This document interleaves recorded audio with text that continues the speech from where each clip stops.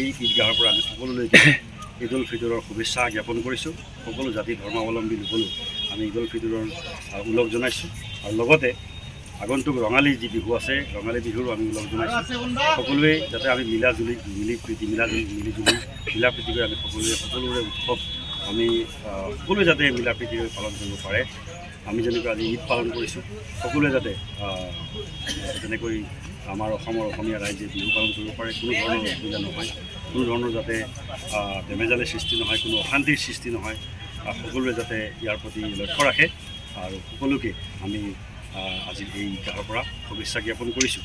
আৰু এই ঈদে আমাৰ আগন্তুক দিনত শান্তি সম্প্ৰীতি কঢ়িয়াই আনক আৰু শান্তিৰে আমাক বসবাস কৰিবৰ কাৰণে আল্লাহ আৰু সেই মহান সৃষ্টিকৰ্তাই আমাক তৌফিক দান কৰে। এই অঞ্চলত আহি কেনেকুৱা লাগে? এই অঞ্চলটো যথেষ্ট ভাল লাগিল। মই যোৱাকালিয়ে আহিলোঁ, যোৱাকালি আহি পেলাই ইয়াত আমাৰ কাছিম ভাইৰ ঘৰত আছিলোঁ। যি আপ্যায়ন তেখেতসকলৰ পালোঁ, আলহামদুলিল্লাহ, যথেষ্ট মন পৰশা তেওঁলোকৰ যি শুশ্ৰূষা, আলহামদুলিল্লাহ, আল্লাহ তাআলা কবুল কৰক। আৰু এই অঞ্চলৰ ৰাইজৰ যি মৰম, এই ৰাইজৰ মৰমত সঁচাকৈ আপ্লুত হৈছোঁ। আল্লাহ তাআলা এনেকৈ সকলোকে আয় উন্নতি দান কৰক আৰু এই ধৰণে সকলোৱে যাতে মিলিজুলি শান্তিৰে সম্প্ৰীতিৰে সকলো উৎসৱ যাতে পালন কৰিব পাৰে। আমাৰ